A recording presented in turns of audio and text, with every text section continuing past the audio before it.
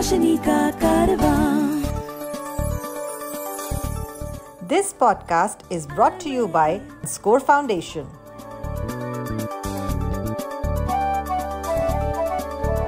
ये है रोशनी, रोशनी, रोशनी का कारवां, रोशनी।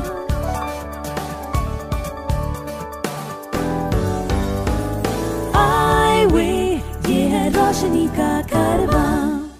Hi, my name is George Abraham and welcome to Eyeway Conversations. My guest today is Akhil Paul from Sense International India. He is the executive director. Hi, Akhil. Welcome. Hi, George. Thank you very much. You've been working with Sense International for many years and in the India chapter. And what got you interested in the area of deaf blindness? I was working with National Association for the Blind, looking after their rural rehabilitation projects across the country. Yeah. During that time, we used to come across children and young adults and adults having more than one disability. That is, along with visual impairment or blindness, additional disabilities. Right. So that was the beginning, and we were completely unaware what to do with them. So we used to cover them just as plain blind people, provide them support as a blind person would need, but we were unable to provide the communication support. And that always created a sort of, question mark in what we were doing. Luckily, there were visitors who came from Perkins School for the Blind. Yeah. And I was taking them around. We went to see 3 projects in India. Yeah. And at the end of all the visit, they said that, what do you think about all these people who have deafness as well? Yeah. And I said, we are completely not in a position to do anything. And they went back and created a training of trainers. Yes. A diploma course, a PG diploma course. Yeah. Collected about 11 of us from across the world. Yeah. I was fortunate to get that scholarship and do the course, which is still known as the VIMD, Visual Impairment with Multiple Disability. Right. After coming back, that was way back in 92, when I came back from Perkins, my sole purpose in all the training program was to look into the needs of people who are deafblind. Yeah. But Sense did a feasibility study in India in 95, 96. Right. The Sense is a very old organization in Europe. They are the largest in Europe. Yes. Working in UK. And they wanted to do something for deafblind people in India. Because you might remember late Beroz Vacha, the wonderful Beroz Vacha, yes, who set up the Helen Keller Institute for Deaf and Deafblind. Yes. So she used to go to these deafblind conferences and say that, there's not much happening for deafblind. Yeah. And that's how Sense came to India, and they did a feasibility study. Fortunately for me, when they opened up for a position, I applied, I got it. Deaf blindness is not very commonly seen around. You see blind people, you see deaf people, but deaf blindness is something which the common man is got limited exposure to. Is this something that happens from birth, or this is something that you can contract later in life as well? Both, George, both. In fact, you might have heard about a syndrome called rubella syndrome. Yeah. Rubella is something which, happens when there is a first trimester of pregnancy. Yeah. And the mother gets infected. It's a very mild kind of infection where you get some rashes, a little bit of fever. Yeah. But the problem happens when the first 3 months, the embryo is developing. And there's nothing but only brain and the parts related to or attached to brain, the head and things like that. So the rubella affects the development of those things which are developing the first trimester. So the growth happens for the full term, the physical growth happens, but the child, when it is born, definitely comes up with more than one disability, and mostly it is visual and hearing disabilities. So and there are many other causes which happens congenitally, but there are also many things which are adventitiously which happen. You might have heard about another syndrome called Usher syndrome. Yeah. Usher syndrome is where the person is deaf or by birth and then slowly starts to lose vision because of retinitis pigmentosa. So you might have heard about many children in deaf schools that every year the glasses they wear become thick and thick. Yeah. Because their numbers keep increasing. That is because of the Usher syndrome. So, and there are many others, almost 100 such conditions which lead to deafblindness, either in before birth or even after birth. If you know of anyone with vision impairment who needs guidance on living life with blindness, please share the Eyeway National Toll-Free Helpline number 1-800-5320-469. The number is 1-800-5320-469. So if parents have to kind of identify deaf blindness in their children, what are the common signs? The most common thing is, see, vision anyway fixates, little later after birth. But hearing is something which is available from by birth. So even children who are having late birth cry, we need to be careful with them. When there is loud noise happening around the child and the child is not waking up, that's another sign. And now things have come to, because of the technology and the growth and development in medical sciences, there are many equipments which can assess hearing in the child. Newborn child, just hours after the birth, you can assess. So as the child grows, I think in Indian conditions, I think we are best, I would say, placed to see or, get the indicators when the child is growing up, because we have so many activities going around in the house. If the child is not getting startled by sound or noise, or not getting attracted when you're talking to the child is not looking at you. So all these are little signs that we can immediately, identify the child is having some issue with hearing as well as vision. What are some of the things that you would advise parents of deafblind children to do in early days to, say, pass their milestones, for example, or get into mainstream life in the beginning? The best thing parents can do is give exposure to the child as you would expose any other child in the family. Don't limit them because they have some limited vision or limited hearing. We need to make sure that they get experience of the world around them completely as any other child would get. Because that's the first, I would say, duty of a parent is to do that. Yeah. What happens is we tend to become overprotective. My child can't see, or my child can't hear. Let the child not go, do this particular activity, or don't take her out, all these kind of things we do. So the first and the foremost is that if we accept that the child has these two limitations, we need to expose them as much as possible.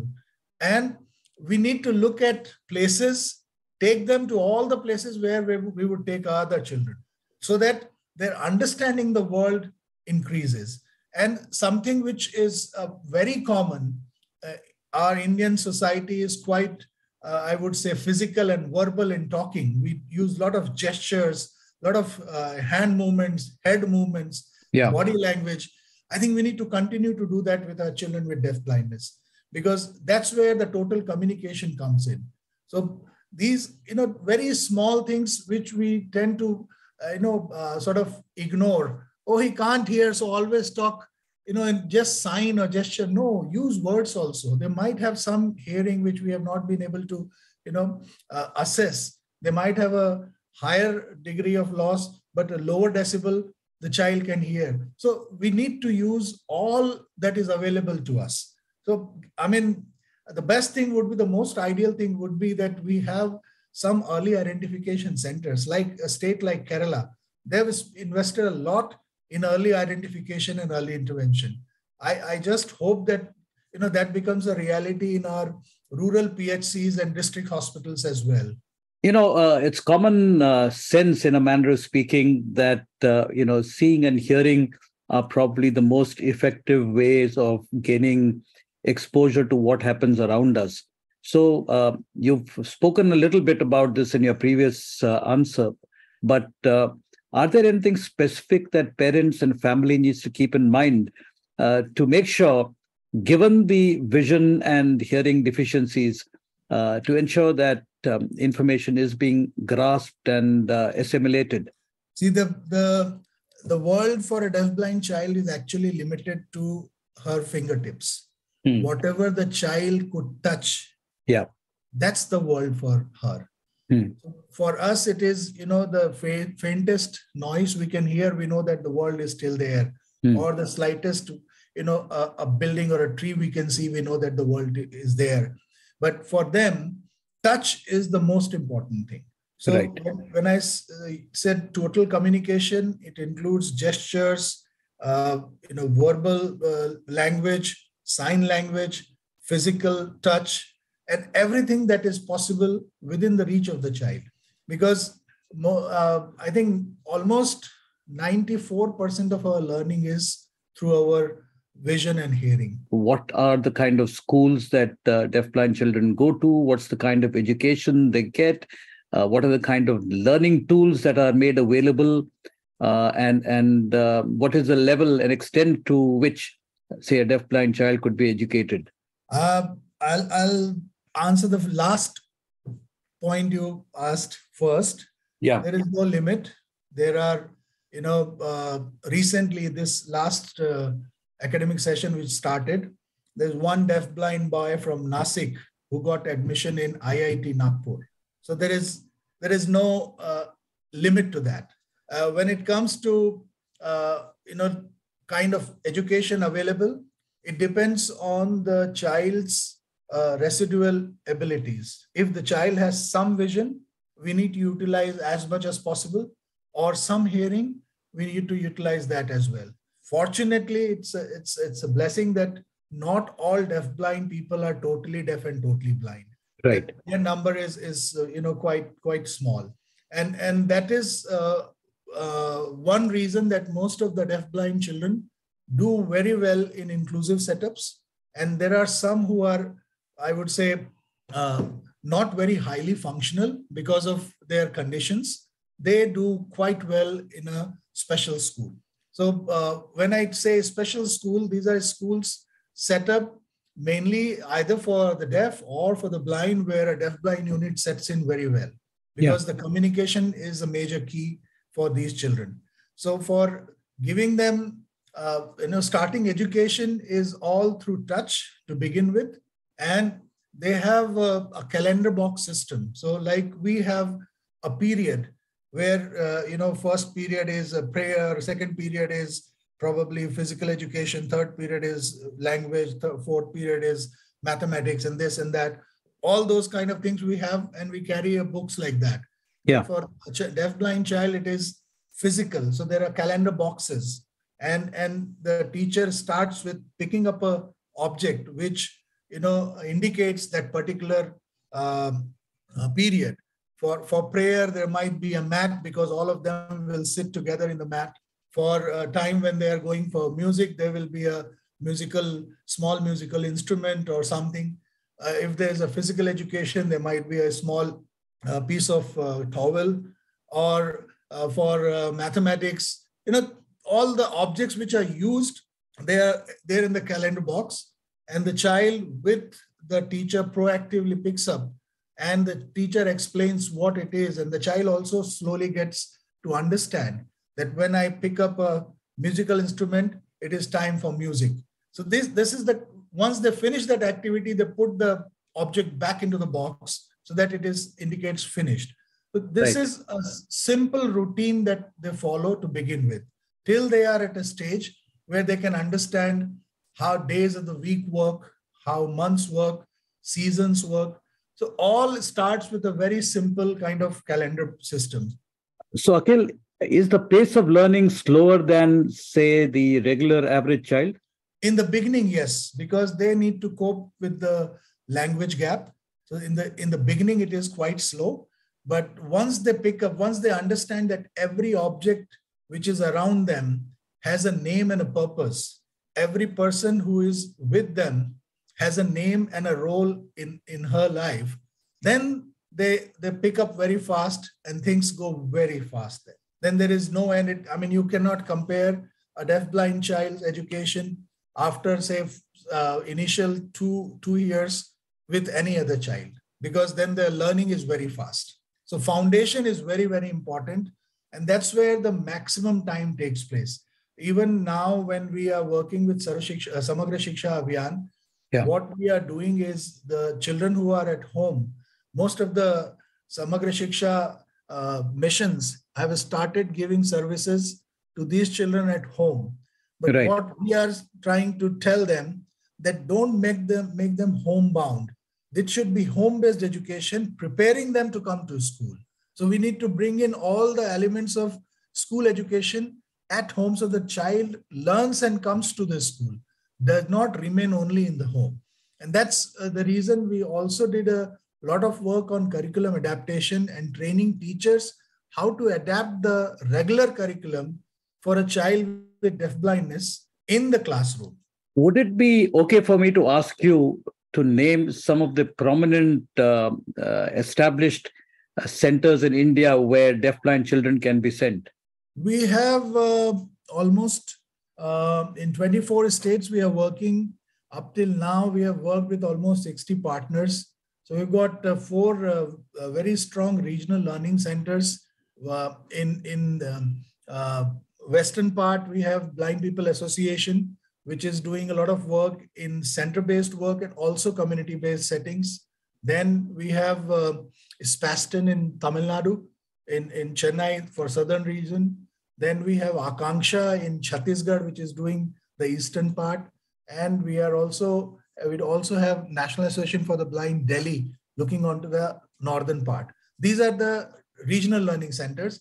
But in every state, we have one state learning center as well. So our ultimate objective, George, is that no parent or no child should travel more than a day to reach to a deafblind service for advice and support. So we have reached to 24 states. What are the strategies and intervention facilities available if somebody encounters deafblindness, say in his 30s or 40s? Very good question. See, we were till about 5 years back, we were concentrating mainly on children and young adults. Yeah. But suddenly we realized that, with the children whom we started in 1997, they're actually now adults. Yeah. And that opened up a new kind of platform for us. And we are now working on income generation activities with all the adults. There is a adult deafblind network called UDAN, where there are more than 280 members at the moment. Right. And these are, I would say, 70% of them have been with us, but 30% have joined later who have contracted deafblindness. Either they were deaf or blind and then contracted the other disability. They have come in new.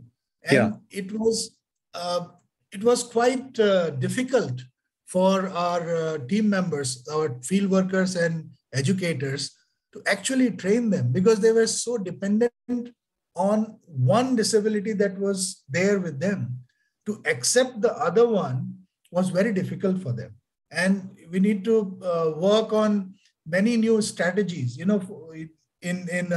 the skill development program of Government of India, in the skill development centers, we worked with their curriculum departments and adapted the curriculum for bringing in these adults who have become freshly deafblind. Yeah. So that's where we are concentrating now, keeping in mind we are also looking at the elderly population, because as you know, India is going to be the capital for elderly population, and we don't have anything directly working with elderly. What we are doing is we're trying to work with organizations working with people with aged homes and elderly people, to give them the understanding of how they can work and help elderly people who are deafblind because of senile degeneration. To support our work with the blind and visually impaired, you can visit the donate page on our website www.scorefoundation.org.in. Please note www.scorefoundation.org.in. Yeah, let's get to reading and writing. You did mention that people use their fingertips, so I guess Braille is possibly one option. But I also know of deafblind people who communicate on Facebook, and they communicate on the computer through email and so on. So how does that happen? Thanks to the technology, George. Thanks to the technology which opened up, a new world for deafblind people. The same equipment which are being used by blind people. Yeah. What we have done, JAWS, which actually reads your screen. Yeah. There is a Braille display unit which is working with the JAWS. So whatever is there on the screen is actually produced in Braille. So that's a major kind of breakthrough. And right. We don't need to carry the whole sort of display board for Braille. Now there are mini Brailles. Yeah. So that can be attached through Bluetooth to your computer, to your mobile phone, and you can communicate with the world. So that is a big breakthrough. And Samsung, we worked with Samsung, I think about 5 years ago, to develop a new kind of, it's not a new technology, it's the Morse code, but we opened it for deafblind. It is on the mobile phone. There are two kinds of platforms on the mobile phone. The black platform is for a deafblind person, and a white platform is for a person like me. Yeah. So I will type my message, which will be delivered to the deafblind, the black platform, on a Morse code, the dash and the long plus and the dash. Yeah. And every letter to letter, you will be amazed. I was very, very amazed when we started working on it and we developed the prototype. We started doing training of our deafblind adults. I thought that it will be the most difficult thing because smartphone cannot be accessed by a deafblind person, where to touch and all those kind of things. Sure. So that made Morse code made it very simple. They just needed to hold the phone, feel that, and then anywhere on the phone, they just need to respond by doing the same Morse code, what they want to respond. And when it comes to me, it comes as a text. Who are some of the, say, role models or brand ambassadors, deafblind people who have managed to become part of the mainstream and not only in India, but across the world, some prominent names? Oh, I will start with India. Zamir Dhale is one of the great persons in terms of, the ambassador for deafblind people. Yeah. And there are two other colleagues of him, Pradeep and also Akhtar. There are three of them. Yeah. Then there is Shrutilata Singh, who is a trained physiotherapist, qualified physiotherapist. Yeah. And now she's working with us as advocacy lead person. Yeah. We have Prabhakar in Trichy, who got the President Award this year for his support to other deafblind people and training them as instructor. If you look at world level, there are, I forgot the name, there is a lawyer who communicated and made sure that the policy changes in US for deafblind people. She met Barack Obama when he was president. Yeah. Then there was a gentleman who was part of the UNCRPD committee when it was being drafted.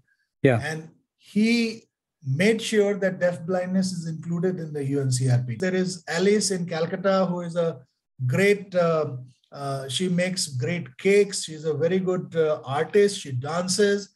Then there is a girl, I forgot her name, in Chennai. She's a great vocalist. And our very own icon, Helen Keller was one of them, was she? Absolutely. Helen Keller, who can forget her? Yes. Right. She is the path breaker. Right. So, Akhil, it was wonderful and insightful listening to speak. And there's a lot of very, very interesting information you shared. I believe there's a helpline for which sends operates in India for family and people who are connected with deafblindness. Would you like to share that number? That number, unfortunately, has been discontinued. But Right. I'll give you the website, and our website is live every day. We check, and it's www.senseint.India, SENSEINT, short form for International India.org. And in that there is you can leave your message. There's a button for contact us, and we will get back to you, whosoever would like to contact us. So I'll just repeat it, www.senseINTINDIA.org. That's correct. Thank you so much, Akhil. Wish you the very best. Thank you very much, George. Eyeway, ये है रोशनी का कारवां. This podcast was brought to you by Score Foundation.